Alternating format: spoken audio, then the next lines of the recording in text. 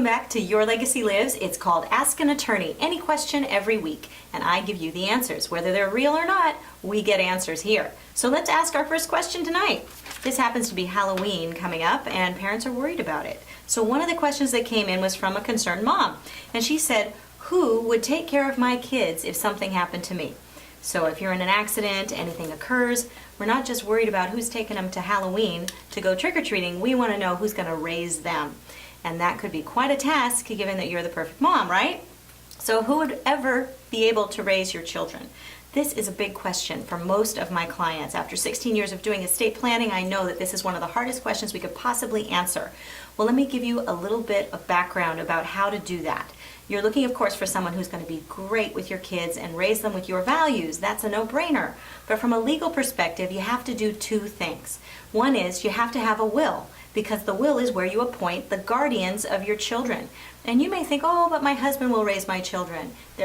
Assuming they're the father of children.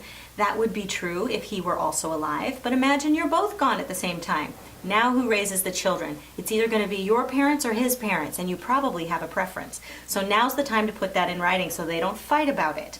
That's called a will. Put the guardianship provision in your will, and you can get those documents at yourlegacylives.com and do it yourself.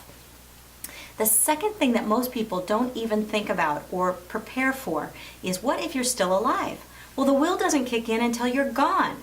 So we have nothing in place right now if you're just in the hospital and can't take them trick-or-treating or can't sign them up for school.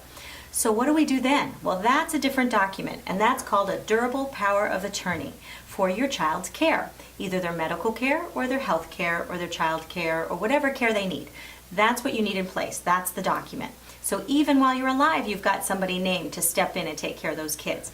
And that is also a document you can get at yourlegacylives.com. So if you don't have those documents yet and you're wondering what would happen to your kids if something happened to you, it's time to put them in place.